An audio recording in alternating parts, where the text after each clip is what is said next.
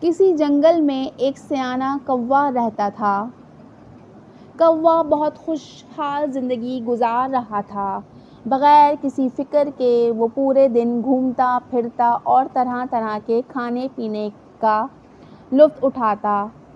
اندھیرے ہوتے ہی کسی خوشبودار درخت پر رات بسر کرتا۔ زندگی کے حسین دن گزارتے گزارتے ایک دن جب اس کی ایک ہنس سے ملاقات ہوئی تو اس ملاقات کے بعد وہ پریشان رہنے لگا۔ دراصل اس کی پریشانی کی وجہ یہ فکر تھی جو اسے اندر ہی اندر کھائے جا رہی تھی کہ ہنس اتنا سفید ہے اور میں اتنا کالا۔ یہ ہنس دنیا کا سب سے خوش قسمت پرندہ ہوگا۔ کوے نے اپنے خیالات ہنس کو بتائے۔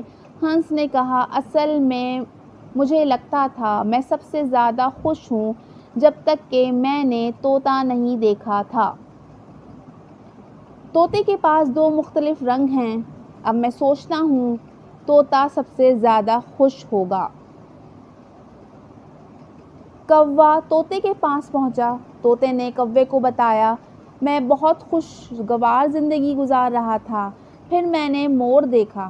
میرے پاس تو صرف دو رنگ ہیں جبکہ مور کے پاس کئی رنگ ہیں۔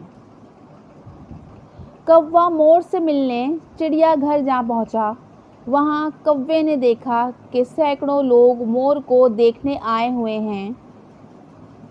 لوگوں کے روانہ ہونے کے بعد کوا مور کے قریب گیا۔ کوے نے کہا، پیارے مور، تم بہت خوبصورت ہو۔ تمہیں دیکھنے روزانہ ہزاروں افراد آتے ہیں۔ مجھے لگتا ہے تم دنیا کے سب سے خوش رہنے والے پرندے ہو۔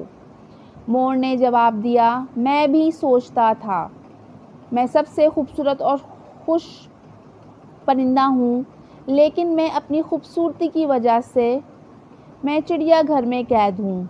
میں نے چڑیا گھر پر کافی غور کیا اور مجھے اندازہ ہوا کہ صرف کوا وہ واحد پرندہ ہے جو چڑیا گھر کے کسی پنجرے میں قید نہیں۔ پچھلے کچھ دنوں سے مجھے لگتا ہے اگر میں کوا ہوتا تو میں آزاد ہوتا۔ اگر بغور جائزہ لیں تو ہم میں سے کچھ انسان بھی ایسے ہی زندگی گزار دیتے ہیں۔ زندگی کا موازنہ کرتے کرتے ناشکری کرنے لگ جاتے ہیں۔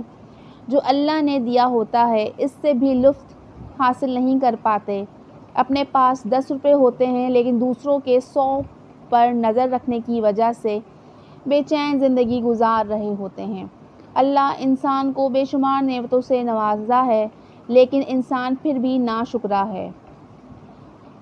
اپنے سے زیادہ والے سے موازنہ احساس کمتری میں مبتلا کرتا ہے۔ موازنہ کرنا ہی ہے تو اپنے سے کمتر سے کیجیے اور پھر اللہ کا شکر ادا کیجیے جس نے اس قدر نعمتوں سے نوازا ہے۔ اگر میری آج کی ویڈیو آپ کو پسند آئے تو پلیز چینل کو لائک اور سبسکرائب ضرور کیجیے۔